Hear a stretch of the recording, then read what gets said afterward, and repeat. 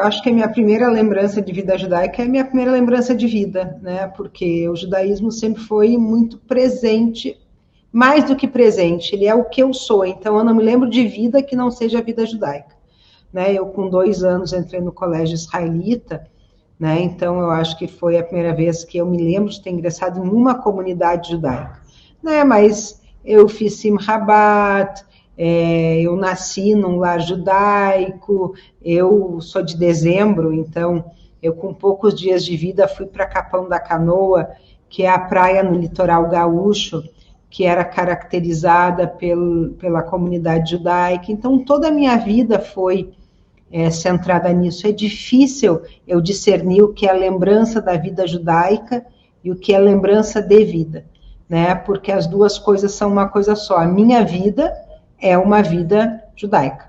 Eu acho que o principal deles é o valor do estudo e do conhecimento. O meu avô veio da Polônia, já adulto, e ele sempre dizia que os filhos dele, ou seja, meu pai e meus tios, tinham que ser médicos ou engenheiros, porque o corpo humano e uma casa eram iguais em qualquer parte do mundo.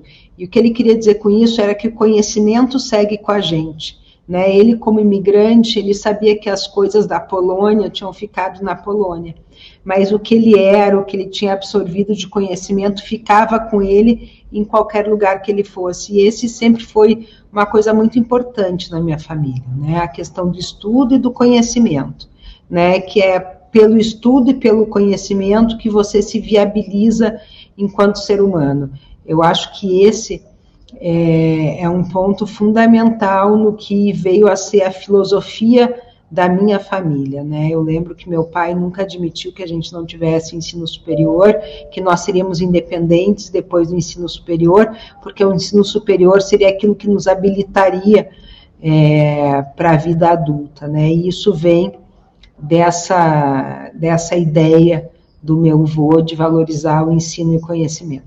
Eu tenho um casamento que é um casamento misto, e isso foi importante para, inclusive, para que eu fortalecesse, para que pudesse passar para os meus filhos os valores judaicos, né? E aí tem um pouco de religião, um pouco de tradição, né? E muito de preservação de ser de um grupo minoritário, né? E isso foi muito importante para que eu fortalecesse e pudesse passar para os meus filhos, ainda mais porque eu estou numa comunidade onde não existe escolas judaicas, que é aqui em Brasília.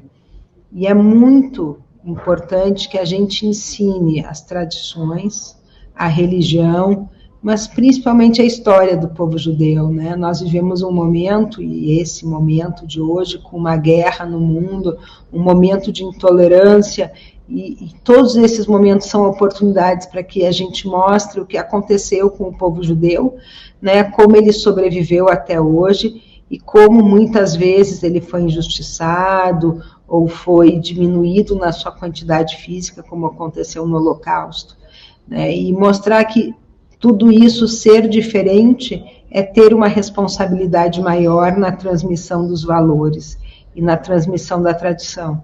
E é algo que eu trabalho enormemente com os meus 2 filhos. O antissemitismo, ele é a reiteração da intolerância, né? Uma intolerância que tem sido crescente, né? E que, portanto, traz de novo o antissemitismo. Eu me preocupo muitíssimo com isso, e eu acho que todos nós temos que ter um sinal de alerta, não apenas em relação ao antissemitismo, sim ao antissemitismo de uma forma muito especial, porque nós somos focos dele, mas em relação à intolerância, né? Porque nós não podemos nos calar aos intolerantes, né? Eu acho que o fato de eu ser judia me torna ainda mais responsável por combater atos de intolerância. Eu, outro dia, dei uma palestra na Escola Theodor Herzl, em Belo Horizonte, e perguntada sobre a guerra da Ucrânia, eu falei isso. Eu expliquei que a intolerância é o início da discriminação e é o início da desumanização. E foi isso que aconteceu conosco na Segunda Grande Guerra Mundial, né? E por isso nós temos que trabalhar contra isso. Isso é uma coisa que me preocupa muitíssimo, e me preocupa que nós queiramos negligenciar o antissemitismo. Nós precisamos de peito aberto conversar sobre isso, de peito aberto explicar para a sociedade em geral o que é antissemitismo e que ele é um tipo de racismo, e desmistificar os preconceitos que existem ainda sobre os judeus. Eu aprendi na prática e eu confesso que não é fácil, né? Acho que de um lado eu tenho um marido que respeita e muito a minha vocação religiosa e que se interessou por aprender sobre o judaísmo e que teve a generosidade de entender que a minha religião ela é minoritária e por isso ela precisa ser valorizada e ser trabalhada com alguma primazia, mas não é uma coisa fácil, né? Todo casamento significa negociação, e essa é mais uma negociação que tem que ser feita. Eu costumo brincar que lá em casa a gente negociou, eu fico com a religião e ele com o time de futebol, né? Mas não é muito mais fácil um casamento entre judeus, né? Porque é uma série de coisas que não precisam ser negociadas. Por outro lado, como essas coisas precisam ser negociadas, explicadas, também é uma oportunidade, se não de conversão, porque meu marido não é convertido, mas de achar pontos em comum entre as religiões, e isso é muito positivo, né? As religiões, nas suas bases, têm bons valores, né? E se eu tivesse que optar para que meus filhos tivessem ou não religião, eu quero que eles tenham religião, preferencialmente a minha. Mas mais importante do que a minha é que eles tenham esses bons valores que as religiões trazem em seus bojos. Isso é uma pergunta super interessante, porque no Senado nós tivemos um presidente que era judeu, que foi o presidente Davi Alcolumbre, e de alguma forma as tradições do judaísmo passaram a ser mais vistas por causa dele, né? Hoje nós temos um presidente do Supremo Tribunal Federal, que é judeu, que é o ministro Luiz Fux. Eu acho que o fato de ser judeu, de uma certa forma, causa uma certa curiosidade, porque nós temos tradições distintas. De outra forma, especialmente a questão de Israel, te traz no bojo de uma discussão, que é a questão Israel-Palestina, né, e te coloca no centro de ver como os partidos políticos, né, tratam dessa questão. Nos últimos anos, as questões de judaísmo, especialmente as comparações com o nazismo, têm sido muito frequentes. E, no geral, isso não me agrada muito. No papel que eu tenho hoje no Senado Federal, eu faço questão de estabelecer e de esclarecer as questões do judaísmo. E, sob esse aspecto, nós temos o senador Davi e o senador Jacques Wagner, que são judeus, né? Isso é muito positivo, porque nós podemos esclarecer, né, e podemos desmistificar. Então, eu não sei se existe uma ligação direta entre o legislativo e o judaísmo, mas existe sim um papel que eu ocupo de diretora-geral no Senado Federal, que me dá a oportunidade de dialogar com muita gente, de dizer com clareza qual o meu credo religioso, né, e de desmistificar as questões relativas ao judaísmo.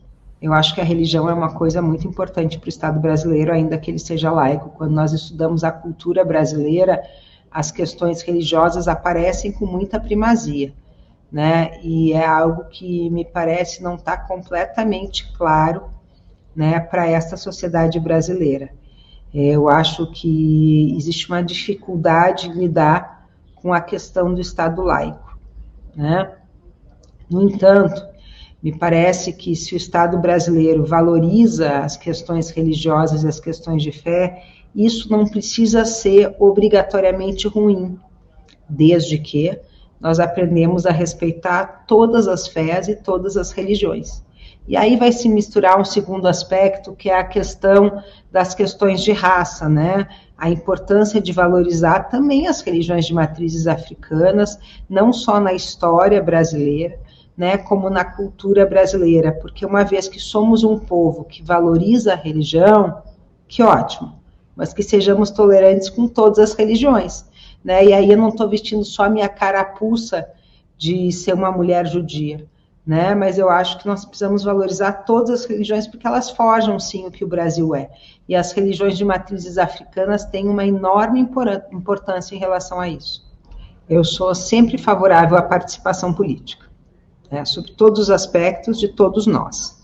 E isso não seria diferente quando eu me referisse ao povo judeu, né? A primeira coisa que a gente precisa quando a gente vive num lugar é se tornar parte dele. E a gente só se torna parte dele quando a gente é cidadão. E se a gente vive no Brasil, e essa foi a opção que nós fizemos, porque hoje, graças a Deus, já existe o Estado de Israel, a gente precisa se inserir nessa sociedade. Não significa que nós deixemos de ser o que somos, mas significa que a gente precisa estar na sociedade brasileira, a gente precisa ser parte da sociedade brasileira e precisa atuar naqueles problemas que são fundamentais para a sociedade brasileira. E a política é o melhor caminho para isso. Eu sou completamente favorável à participação de homens e mulheres, judeus e judias na política. E mais, eu acho que quando a gente tem uma função pública e a gente fala com clareza da religião judaica, a gente acaba por trazer mais conhecimentos, e o conhecimento do nosso povo, um povo milenar, né, uma religião que foi base de várias outras religiões, é sempre positivo. Né? Então, eu acho que sim, judeus devem se envolver na política brasileira. Judeus e judias devem fazer parte de uma comunidade, devem trabalhar para os seus interesses e para suas microcomunidades, ou seja, a comunidade judaica, mas devem também estar inseridos na grande comunidade brasileira.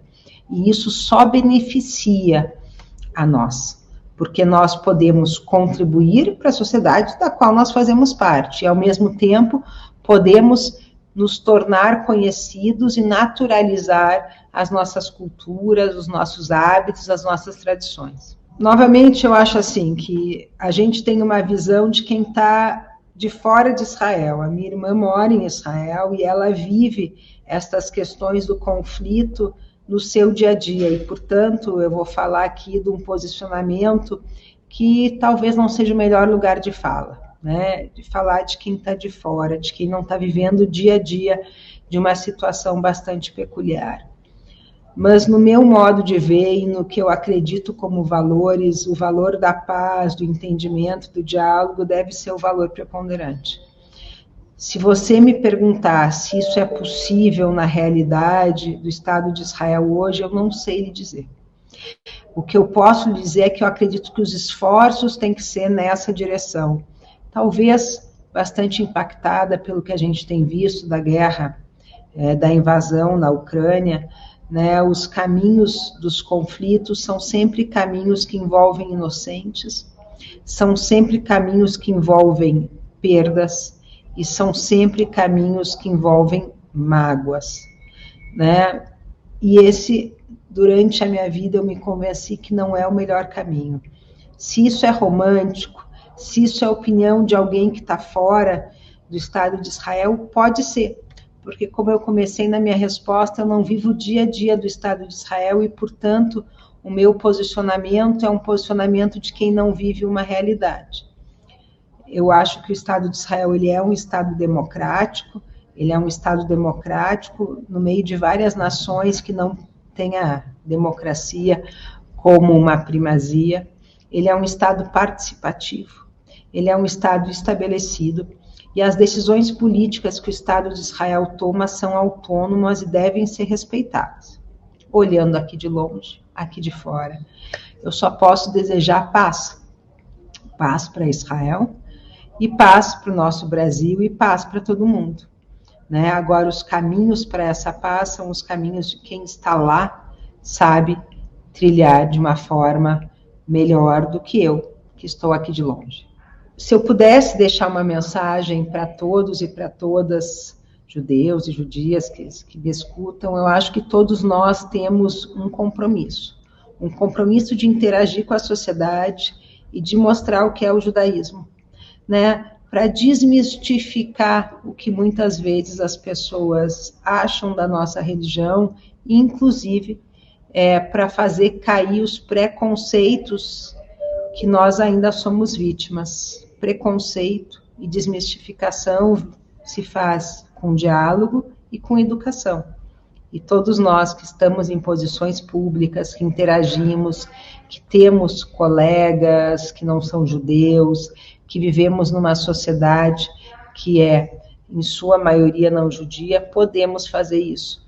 Né? Acho que isso vai ser muito melhor quando cada um de nós tomar para si essa responsabilidade. Talvez esse seja o convite final que eu possa deixar para todos que me assistem, que nós possamos fazer isso, que tenhamos disponibilidade para isso e que saibamos que a partir da educação nós vamos derrubar os mitos e os preconceitos dos quais ainda somos vítimas.